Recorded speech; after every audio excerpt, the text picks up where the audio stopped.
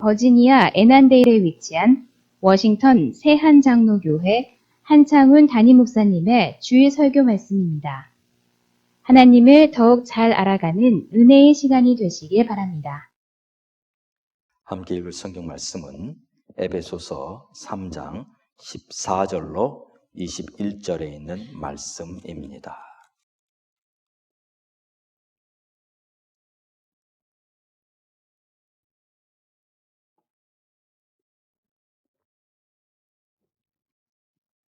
찾으신 줄 알고 함께 읽도록 하겠습니다. 이러므로 내가 하늘과 땅에 있는 각 족속에게 이름을 주신 아버지 앞에 무릎을 꿇고 비노니 그의 영광의 풍성함을 따라 그의 성령으로 말미암아 너희 속사람을 능력으로 강건하게 하시오며 믿음으로 말미암아 그리스도께서 너희 마음에 계시게 하시옵고 너희가 사랑 가운데서 뿌리가 박히고 터가 굳어져서 능히 모든 성도와 함께 지식에 넘치는 그리스도의 사랑을 알고 그 너비와 길이와 높이와 깊이가 어떠함을 깨달아 하나님의 모든 충만하신 것으로 너에게 충만하게 하시기를 구하노라. 우리 가운데서 역사하시는 능력대로 우리가 구하거나 생각하는 모든 것에 더 넘치도록 능히 하실 이에게 교회 안에서와 그리스도 예수 안에서 영광이 대대로 영원 무궁하기를 원하노라. 아멘.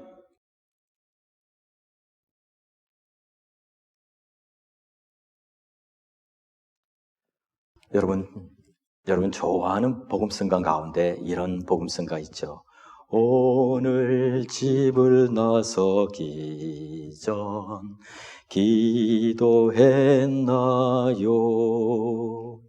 오늘 받을 은총 위에 기도했나요? 기도는 우리의 안식 빛으로 인도하리. 앞이 캄캄할 때 기도 잊지 마시오. 여러분, 저는 이 찬송 참 좋아합니다. 그런데 이 찬송을 지으신 분의 그 형편을 듣고 보니 더 좋아하게 되었습니다. 이 찬송은 메리 앤 키더라고 하는 분이 지으셨습니다. 이분은 원래 음악을 좋아했습니다. 그리고 음악을 좋아하는 남편과 결혼해서 아주 평범한 생활을 하고 있었습니다. 딸 하나에 아들 둘을 낳고 그렇게 살고 있던 어느 날 미국의 남북전쟁이 일어납니다. 그리고 남편은 이제 북군으로 전쟁에 참여하게 됩니다. 그런데 전쟁에 참여하고 나서 한 2년쯤 지났을 때 어떤 전투에서 전사하고 맙니다. 그 후부터 이 메리는 혼자서 세 자녀를 키우며 살아야만 했습니다. 무엇을 먹고 어떻게 살아야 될지 막막한 가운데 그는 이 찬송이 그의 가슴속에 깊이 다가왔던 것 같습니다. 남편과 사별하고 난 지 14년쯤 지났을 때 이 찬송을 짓습니다. 이 찬송은 오늘 집을 나서기 전 기도했나요? 오늘 받을 은총 위에 기도했나요? 기도는 우리의 안식 빛으로 인도하리. 앞이 캄캄할 때 기도 잊지 마시오. 이것은 자신이 지난 14년 동안 남편과 사별하고 난 이후 그렇게 살아오면서 자기의 삶의 고백이었던 것입니다. 기도하지 않고는 하루도 살 수 없었던 나날이었던 것을 그는 이 찬송을 통해서 고백했습니다. 여러분은 오늘 집을 나서기 전 기도하셨습니까? 여러분, 기도하지 않고 우리가 어떻게 하루하루를 살아갈 수 있습니까? 여러분, 믿음의 사람들은 기도하는 사람들입니다. 바울도 기도의 사람이었습니다. 오늘 그가 하는 기도를 한번 들어보십시오.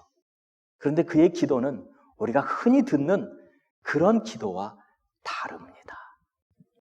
바울이 에베소 교회에 보내는 편지, 이 에베소서에 1장에도 기도가 나오고 또 오늘 3장에도 기도가 나옵니다. 근데 1장에서 하는 기도를 보면 1장 17절로 19절에 보면 우리 주 예수 그리스도의 하나님 영광의 아버지께서 지혜와 계시의 영을 너에게 주사 하나님을 알게 하시고 너의 마음의 눈을 밝히사 그의 부르심의 소망이 무엇이며 성도 안에서 기업의 영광의 풍성함이 무엇이며 이렇게 해서 그가 기도하는 그 내용은 그 하나님을 알게 해달라는 기도였어요. 하나님을 알게 해달라고. 이 에베소 교회 성도들의 눈을 열어서 하나님을 알게 해달라고. 그런데 지금 이 두 번째 편지는, 두 번째 기도는 더 깊은 기도로 나아가고 있습니다. 속사람을 강건하게 해주시도록 그리스도와 이제는 동행하게 해달라고, 그리고 그리스도를 더 깊이 그분의 사랑을 깨닫게 해달라고, 그리고 그렇게 하실 하나님을 찬양한다는 이런 기도로 구성되어 있습니다. 여러분, 만일 여러분들이 주위에 초신자들, 이제 교회 처음 나오는 분들에게 그분들을 위해서 여러분 기도해 준다면 여러분은 어떻게 기도하시겠습니까? 예수님 믿어야 합니다. 예수님 믿으세요. 라고 전도를 했어요. 그래 놓고 이제 그분들을 위해서 여러분이 기도해 줘요. 근데 이분들이 예수님을 이제 만났습니다. 이제 교회에 나옵니다. 그런다고 그분들의 믿음이 큽니까? 그분들의 믿음이 장성했습니까? 아니죠. 믿어질 때도 있지만 안 믿어질 때도 있는 거죠. 하나님의 사랑을 그분들이 아직 듣기는 했지만 아직 그렇게 깊이 경험하지 못한 그때에 여러분들 이분들을 위해서 기도한다면 어떻게 기도할 거예요? 바울도 에베소 교인들에게 1장에서 기도한 것처럼 하나님을 알게 해달라고, 그 하나님의 그 은혜를 깨닫게 해달라고 그렇게 기도를 했을 거예요. 그리고 이제 어느 정도 신앙생활을 조금 했습니다. 그런데 이제 그분들을 위해서 여러분 기도한다면 어떻게 기도하겠어요? 이제 교회를 다니지 조금 됐어요. 그런데 여러분, 교회를 조금 다녔다고 해서 그에 따라 사람이 완전히 변한 겁니까? 완전히 정말 성숙한 사람, 그런 사람이 있지요. 정말로 그렇게 정말로 예수를 믿는 첫날부터 그의 삶에 완전한 변화를 가져오는 분도 있습니다. 그러나 어떤 분들은 교회는 다닙니다.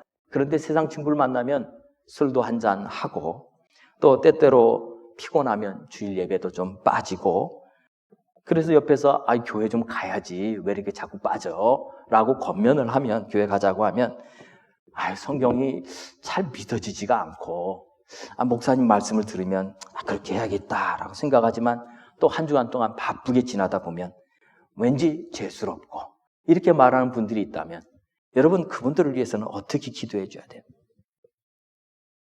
나도 다 그랬어. 이러고 끝날 거예요? 아니죠. 어떻게 기도해 줘야 돼요? 오늘 바울의 기도를 한번 보십시오. 바울은 어떻게 기도했는지 한번 생각해 보십시오. 바울이 그들을 위해서 기도합니다. 에베소 교인들을 위해서 하는 기도예요. 여러분, 에베소 교인들을 위해서 그가 어떻게 기도할까요?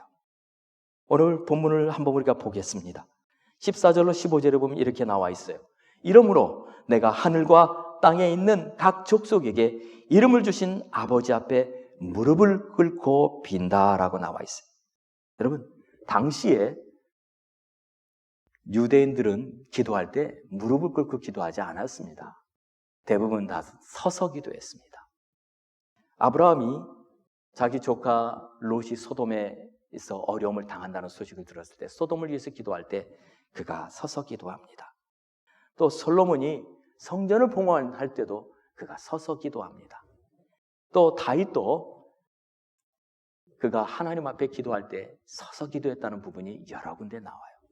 그런데 우리가 알고 있는 무릎을 꿇고 기도했다는 사람은 누굽니까?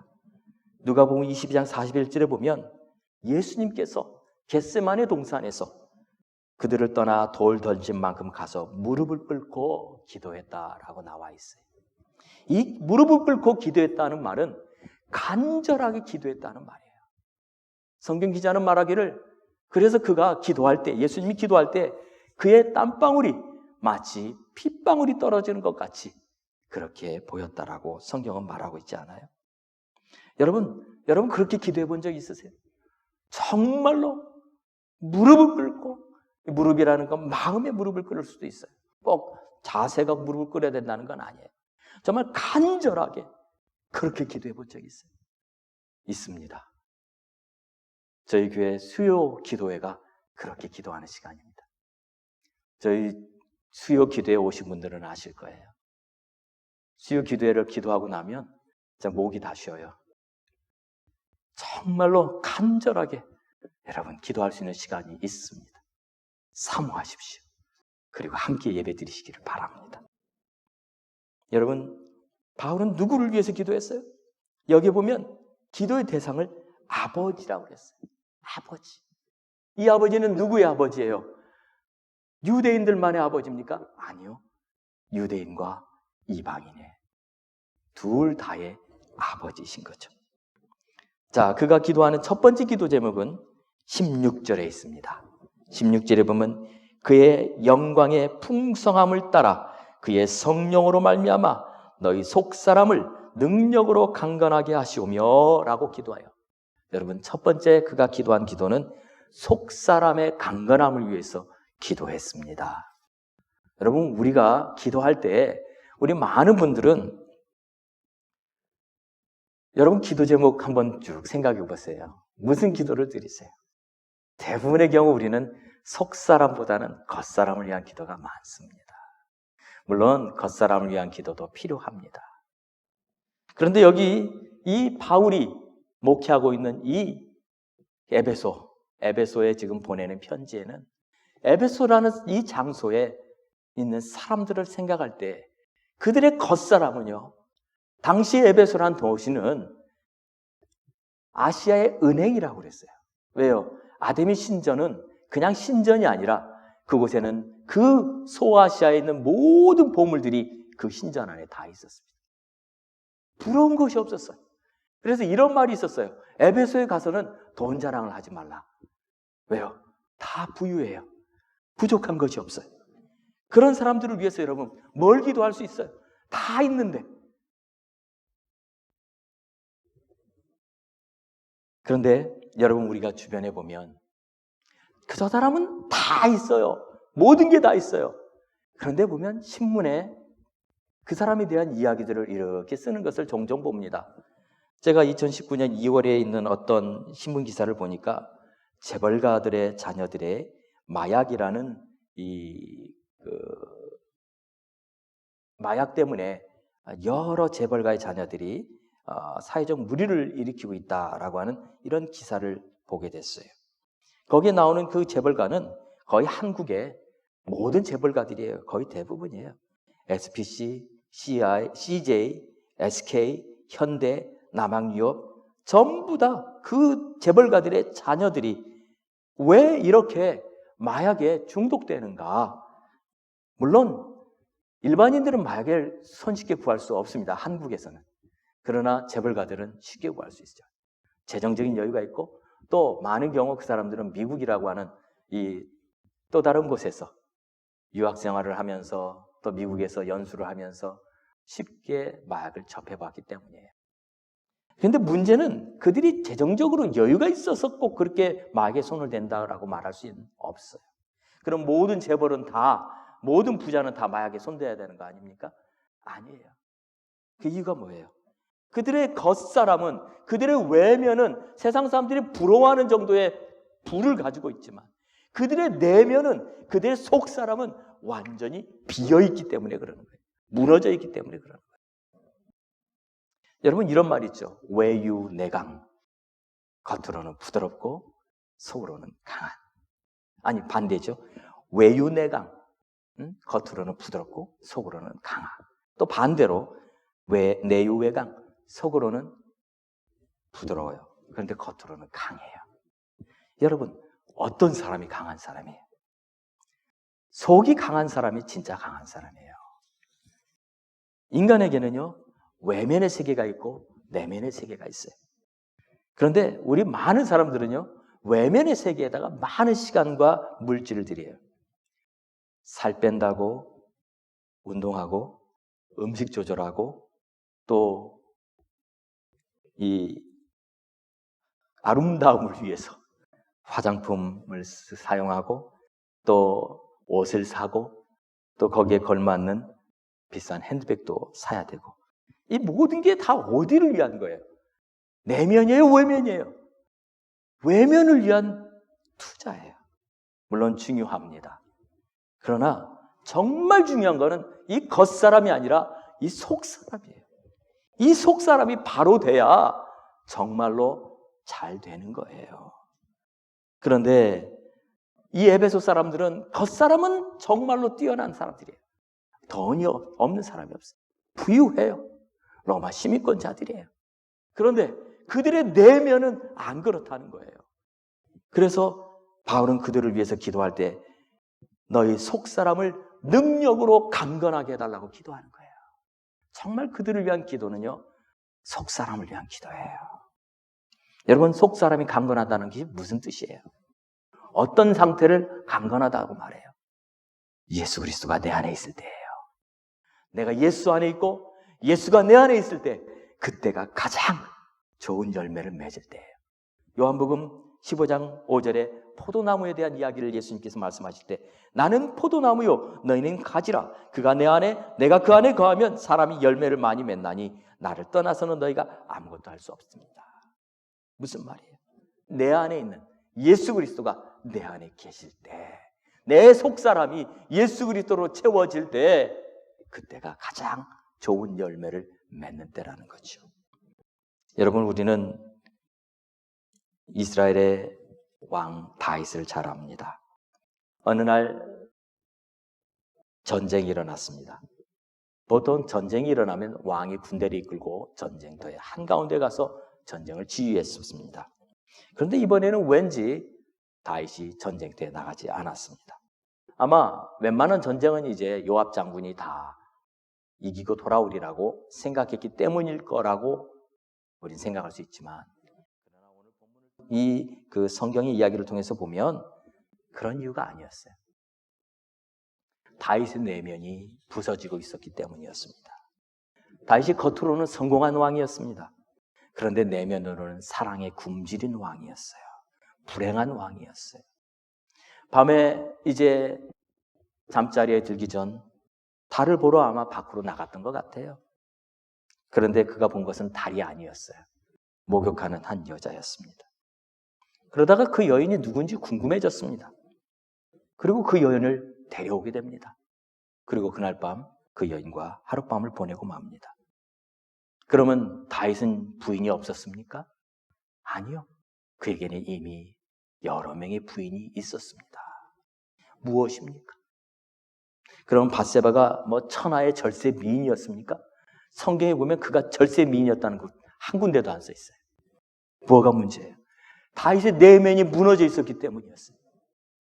속사람이 무너지니까 그는 그렇게 쉽게 무너지고 말았던 것이죠.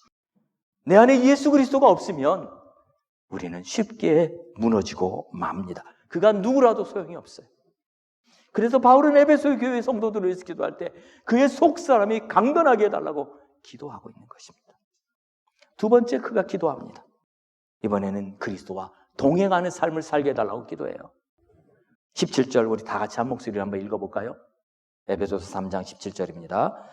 믿음으로 말미암아 그리스도께서 너희 마음에 계시게 하시옵고 너희가 사랑 가운데서 뿌리가 박히고 터가 굳어져서 그리스도께서 너희 마음 가운데 계시게 해달라고 기도해요. 여러분, 그리스도가 우리 안에 계신다는 걸 어떻게 우리가 알 수 있어요? 여러분, 전도지 중에 사형리라고 하는 전도지가 있어요. 이것은 CCC, 바로 대학생 선교회를 만든 빌브라이트 박사님이 만든 전도지예요. 그 전도지에 보면은 이제 1원리, 2원리, 3원리 그러다가 이제 그 복음을 전하고 나서 꼭 하는 질문이 하나 있어요. 무슨 질문이냐면 그림을 3개를 보여줍니다. 혹시 그림 보여줄 수 있습니까? 그림 3개를, 저게 전도지에 나와 있는 그림이에요. 3개를 딱 보여줘요. 그리고 설명을 해요. 왼쪽에 있는 그림은 예수님이 내 삶의 원 바깥에 있어요. 나와 예수님은 아무 상관이 없는 사람이에요. 불신자예요. 내 삶을 내가 주장하고 살아요. 왜? 예수님 없으니까. 예수님 내 삶에 안 계시니까. 그리고 두 번째, 가운데 있는 그림은 예수님이 내 삶 안에 들어와 있습니다. 나는 크리스찬입니다. 예수님을 믿는 사람입니다. 근데 문제는 내 인생의 왕좌예요. 저 의자가 내 인생의 왕좌에 누가 앉아 있어요? 내가 앉아 있어요. 내가 앉아 있으니까 내 삶이 다 혼돈 속에 있는 거예요. 그리고 맨 마지막 오른쪽에 있는 그림은 예수 그리스도가 내 삶의 왕좌에 앉아 계시는 거예요. 그래서 그의 삶은 모든 것이 질서대로 가고 있다는 것을 보여주는 것이에요. 이 그림을 딱 보여주고 설명을 해요. 그리고 나서 질문을 해요. 당신은 어떤 사람이 되기 원하십니까? 라고 물어요. 그러면 많은 사람들 가운데 그 믿지 않는 사람은 이 왼쪽에 있는 맨 끝에 있는 예수님과 아무 관계없는 사람이라고 솔직하게 얘기해요. 안 믿는 분들은 정말 솔직하게 대답해요. 그런데 이제 믿는 분들이 이 헷갈려해요. 가운데인가 왼쪽 오른쪽 끝인가를 헷갈려해요. 그러다가 솔직하게 얘기합니다. 예, 내 삶의 주인은 예수님이 아닙니다. 납니다. 내가 그냥 내 삶을 주관하고 살아요.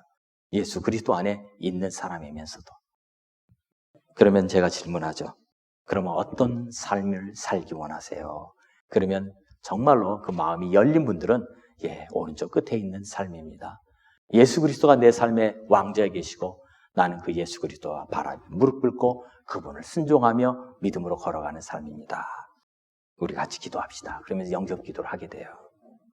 여러분, 마음에 예수 그리스도가 내 안에 계신다는 건 바로 이걸 두고 말하는 거예요. 내 삶의 왕좌에 내가 있는 것이 아니라 예수 그리스도가 있어서 나는 그분 아래서 무릎 꿇고 순종하며 그분의 음성을 들으며 걸어가는 삶이에요. 그런데 많은 경우 우리는 이 두 가지를 잘 몰라요. 많은 사람들이 그래요. 이 질문을 하기 전까지는요, 사람들은 그걸 구분을 못하고 살아요. 그런데 이 질문을 할 때 그때 그 사람들이 깨달아요. 아, 내가 이렇게 살지 않았었군요. 자기는 예수 안에 있다고 생각을 했다는 거예요. 자기는 예수님 믿는다고 믿죠. 예수님 나의 구주라고 고백하니까. 그런데 내 삶의 주인은 내가 예수님이 아니고 나였습니다. 라고 그 질문을 받아보면 사람들이 대답을 해요. 여러분, 다윗이 무엇이 문제였어요? 그 하나님 모르는 사람이었어요? 그가 하나님을 전혀 알지 못하는 사람이에요? 아니요. 그는 하나님을 아는 사람이었어요. 그런데 그는 그의 삶의 중요한 순간마다 자기가 결정했어요. 그가 밧세바를 불러옵니다. 사무엘상 23장 2절에 보면, 사무엘상 23장 2절에 보면 그의 삶은 하나님께 늘 초점 맞춘 삶이었어요. 그가 왕이 되기 전에, 블레셋 군대를 치러 가기 전에 그가 하나님께 물어요. 다윗이 여호와께 묻자와 이르되 내가 가서 이 블레셋 사람들을 치리까? 여호와께서 다윗에게 이르시되 가서 블레셋 사람들을 치고 그 일 나를 구원하라.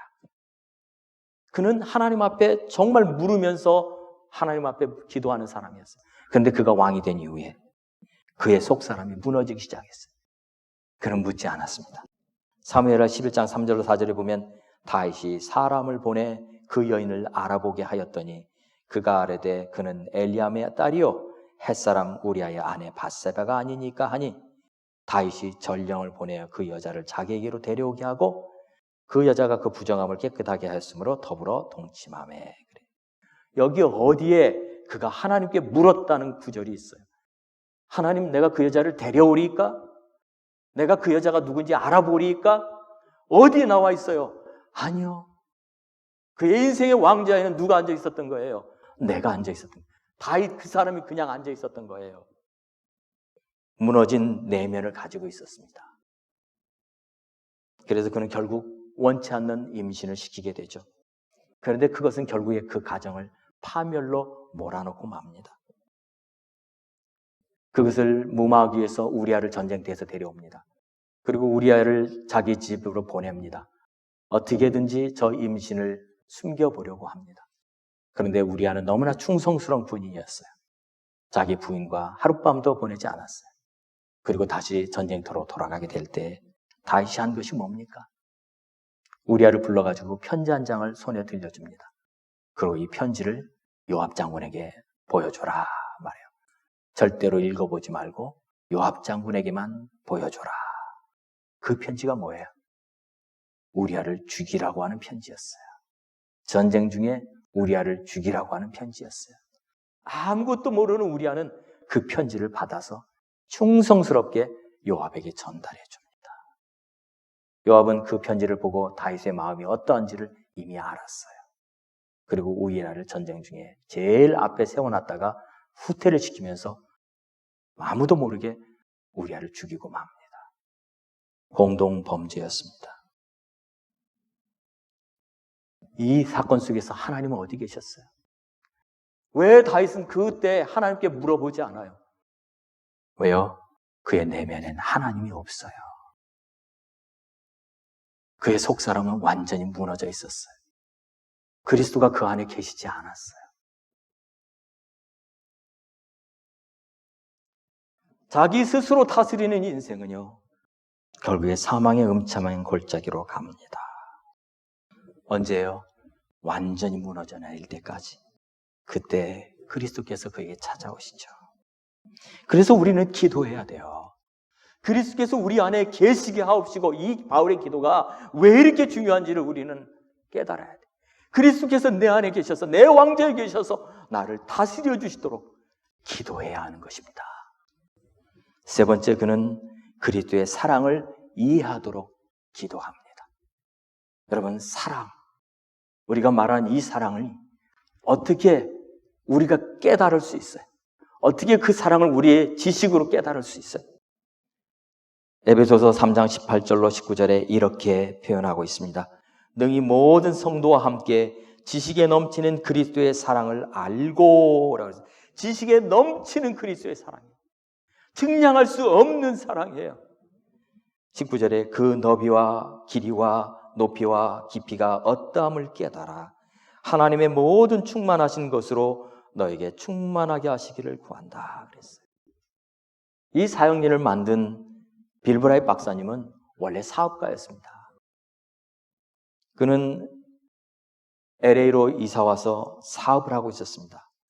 유명한 성경학자인 헨리에타 미어즈 박사에게 제자훈련을 받아요.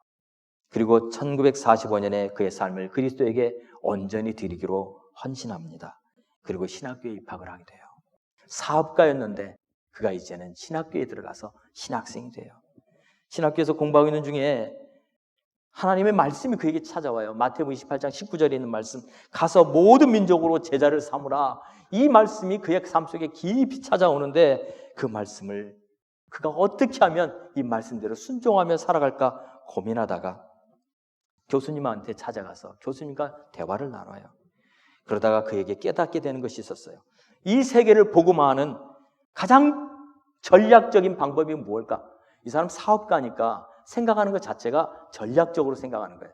어떻게 하면 이 복음이 전 세계에 있는 사람들에게 가장 전략적으로 효과적으로 전달될 수 있을까? 그러다가 생각이 뭐냐면 대학생들이다라는 거였어요. 공부하는 대학생들, 젊은이들을 변화시키면 세계가 변화된다는 걸 그가 깨닫게 됩니다. 그래서 그가 대학생 선교회라고 하는 이 선교회를 만들어요. 그리고 그는 너무나 이것이 중요하다 보니까 신학교를 다니다가 그 중간에 그만두어요. 그리고는 이 선교사에게 온 일생을 바치게 됩니다. 그래서 그가 그 전도지를 만들어요. 그 전도지를 만들다가 그가 고민을 해요. 복음을 어떻게 제시하면 가장 효과적으로 빠른 시간에 정확하게 전달할 수 있을까? 그러다가 생각한 것이 4가지였어요. 하나님의 사랑, 인간의 죄, 예수 그리스도, 그리고 그 예수 그리스도를 어떻게 내가 영접하는지에 대해서 그가 개발을 해요. 그리고 그것을 함께 일하는 그 CCC 간사들을 훈련시키는 용어로 개발을 해서 가르치다가 우리가 알고 있는 그 사역리 전도지를 만들어요. 그 전도지를 만들려고 인쇄소에 그 내용을 보내던 날 아침에 갑자기 하나님께서 그에게 영감을 주시는데 일원리를 죄를 말하지 말라라는 거였어요. 보통 그 당시 그때가 1957년이었습니다. 1952년에 그가 처음으로 그 4가지 원리를 생각하고 그리고 1957년에 우리가 알고 있는 그 책자로 나오는데 그날 아침 인쇄소로 보내던 그날 아침에 하나님께서 그의 마음 가운데 찾아오셔서 말하기를 죄가 아니라 하나님의 사랑이 먼저야 된다라는 걸 그에게 가르쳐 주세요. 그러면서 그가 가만히 생각해 보니까 자기의 삶을 변화시켰던 것은 하나님의 사랑이지 죄책감이 아니었다는 거였어요. 그런데 당시에 그 시대 1957년 그 당시에 대부분의 미국에 있는 교회들은 제일 먼저 새신자가 오면 뭘 얘기하냐면 당신은 죄인입니다 라는 것부터 얘기를 했어요. 죄의 문제가 제일 먼저 사람들에게 말하고 있는 것이었어요. 그런데 이 블리브라 박사님이 생각할 때 아니라는 거예요. 사랑이 먼저야 된다는 거예요. 하나님의 사랑. 제가 이것을 깨닫고 난 뒤에 저희 우리 교회 새신자 교육을 할 때 제가 제일 먼저 다루는 것은요, 하나님의 사랑이에요. 죄의 문제가 아니에요. 죄의 문제는요, 그가 하나님의 사랑을 깨닫고 나면 스스로 깨닫는 거예요. 우리가 당신은 죄인이다라고 지적해 줄 필요가 없어요. 하나님의 사랑이 얼마나 큰지, 얼마나 그 사람이 나를 변화시켰는지를 깨달으면 사람은 변해요. 여러분, 교회에 이제 처음 나왔어요. 그런데 교회에 처음 나왔다고 해서 그 사람이 술을 다 끊었을까요? 30년 동안 담배를 피웠던 사람이 하루아침에 교회에 나왔다고 담배를 끊을 수 있어요? 아니요. 근데 그의 삶에 하나님의 사랑이 점점점 찾아오면 그가 변합니다. 그렇게 좋아하던 술도 끊고요. 못 끊을 것 같던 담배도 끊어요. 뭐 때문에요? 죄 때문이 아니에요. 하나님의 사랑 때문에. 그래서 그가 이 전도지에 제일 먼저 하는 얘기가 뭐냐면 이렇게 시작해요. 자연 법칙에는 자연의 그 원리가 있습니다. 마찬가지로 하나님과 사람 사이에도 영적인 원리가 있습니다. 그것을 알기 원하십니까? 첫 번째 원리는 하나님은 당신을 사랑한다는 것입니다. 라고 말을 해요.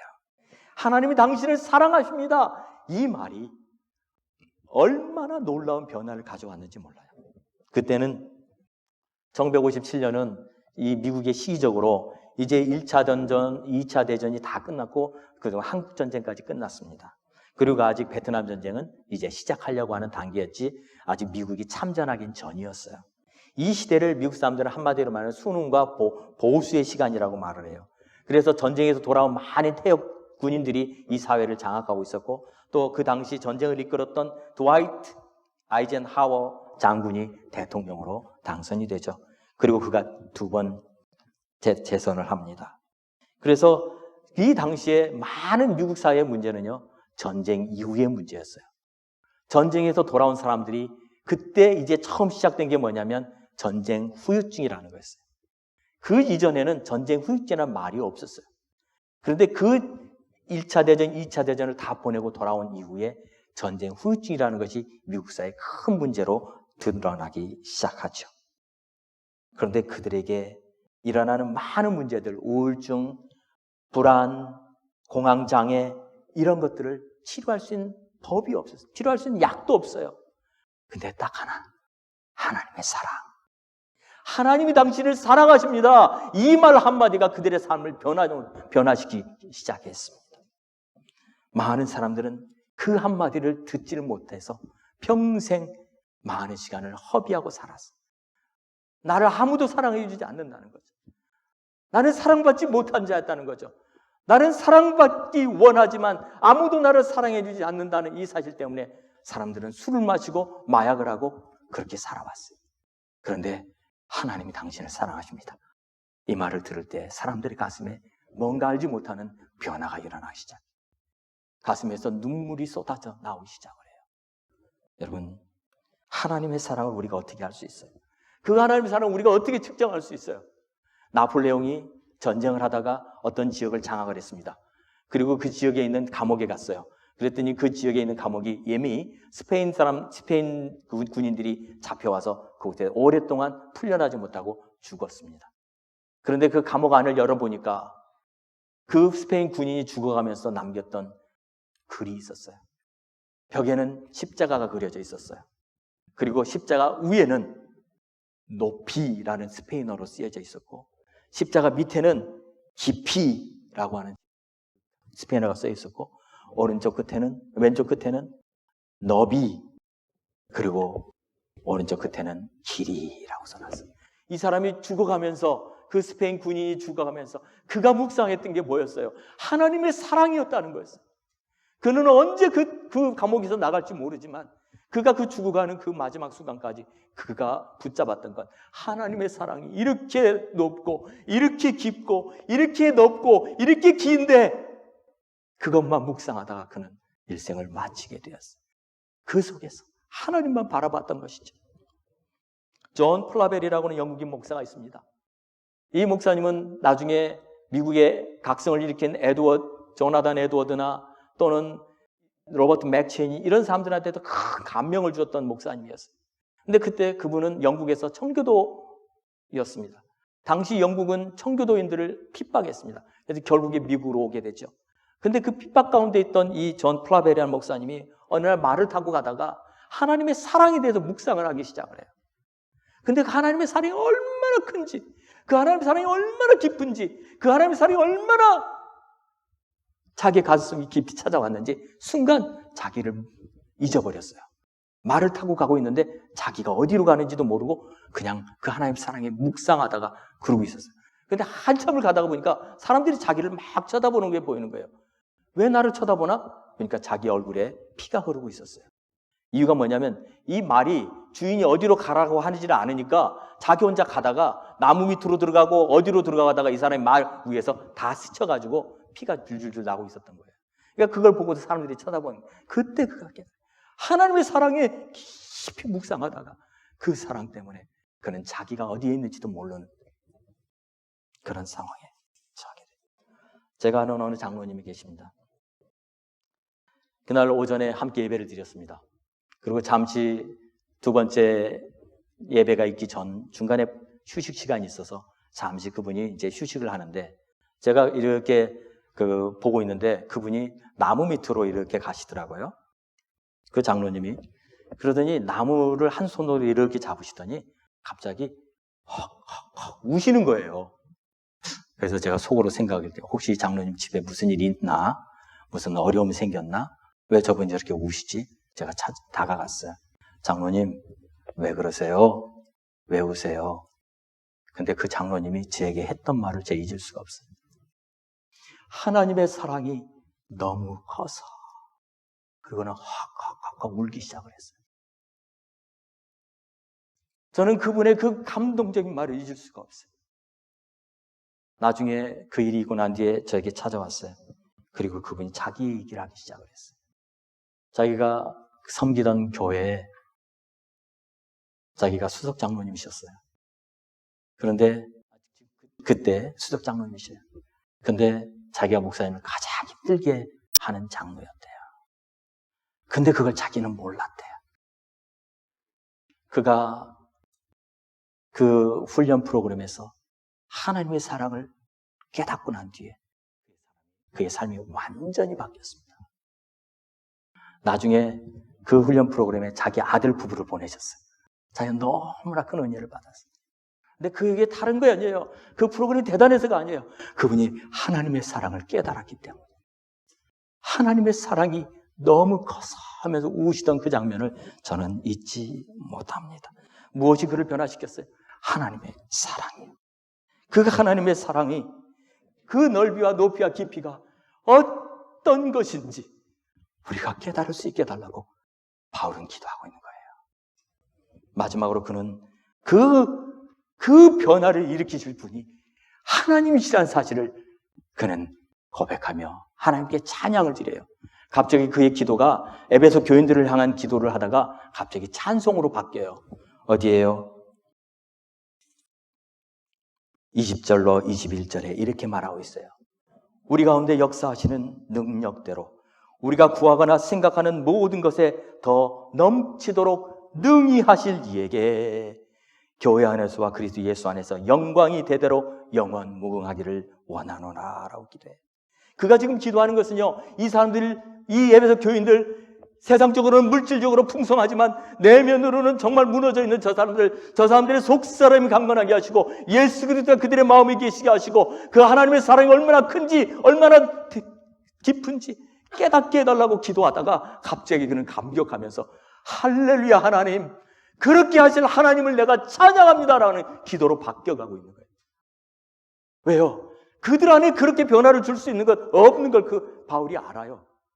에베소 교인들이라고 해서 그 기도한 대로 그렇게 변화될 수 없다는 걸 알아요. 그런데 누가 그걸 변화시킬 수 있어요? 하나님이. 오늘 그는 우리 가운데서 역사하시는 능력대로, 이 능력이란 말을 다이너마이트라고 쓰는 그 두나미스라는 표현을 써요. 폭발적으로 변화시켜 줄 수 있는 그 능력이 하나님께 있다는 거예요. 우리가 구하거나 생각하는 모든 것에 더 넘치도록 능히 하실 이에게 그가 찬양과 영광을 돌린다. 그의 기도는 당신들을 위해서 이렇게 내가 기도합니다, 이게 아니에요. 이렇게 되기를 내가 기도합니다. 그런데 그렇게 하실 하나님, 당신을 찬양합니다라고 그가 기도하고 있는 거예요. 여러분, 우리가 바라볼 분은 예수 그리스도이십니다. 우리가 바라볼 분은 어떤 사람이 아니라 예수 그리스도가 우리를 변화시킬 수 있는 그 하나님이 있다는 이 사실 때문에 오늘 하나님 앞에 우리가 기도하는 거예요. 여러분 믿으십니까? 여러분 믿으십니까? 예수 그리스도가 우리를 변화시킬 수 있어요. 예수 그리스도가 우리를 그렇게 만드실 수 있어요. 그분은 능히 하실 분이세요. 그 하나님을 우리가 신뢰하는 것이죠. 사랑하는 성도 여러분, 이제 말씀을 마치려고 합니다. 우리의 능력, 우리는 없어요. 우린 그렇게 못해요. 근데 누가요? 예수 그리스도가. 그분께 우리의 삶을 맡길 때, 그분이 우리의 삶을 다스려주실 때 우리의 삶을 변화시켜 가시는 그분의 은혜로 우리가 변화될 것을 믿습니다. 빌립보서 2장 13절에 그가 말합니다. 바울은 빌립보 교회에 보낸 편지에 이렇게 기도해요. 너희 안에서 행하시는 이는 하나님이시니 자기의 기쁘신 뜻을 위하여 너에게 소원을 두고 행하게 하시나니. 똑같은 빌립보서 4장 13절에 이렇게 말해요. 내게 능력 주시는 자 안에서 내가 모든 것을 할 수 있느니라. 우리가 아니요, 예수 그리스도입니다. 이 시간 같이 한번 기도하시지 않겠습니까? 내 삶을 다스리시는 분은 예수 그리스도이십니다. 내가 아닙니다. 그 예수님 앞에 내 자신을 드릴 때 그분이 능히 우리를 변화시켜 가실 것을 믿고 그 은혜로 내 속사람이 변하고 예수 그리스도가 내 삶에 들어와 내가 예수 안에 있고 예수가 내 안에 있는 삶을 살며 그의 사랑이 나를 붙잡는 그 은혜 가운데로 나아가게 되달라고 이 시간 함께 기도하겠습니다.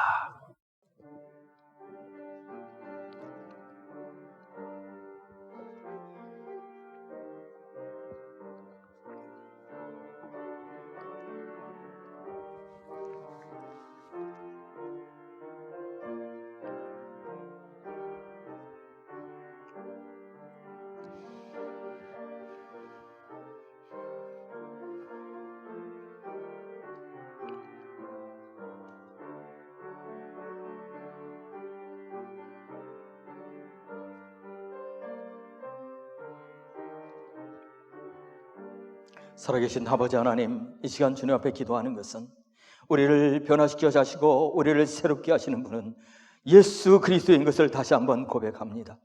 내 안에 오셔서 우리의 삶 가운데 오셔서 우리 인생의 왕좌에 앉아 계셔서 우리를 인도하여 주시고 날마다 순종함으로 나아갈 때 이 안에 내 안에서 예수 그리스도의 그 사랑이 날마다 더 풍성하게 열매 맺어가게 하여 주시고 우리의 속사람이 날로 새로워지고 주를 경외하는 저희들 되게 하여 주옵소서.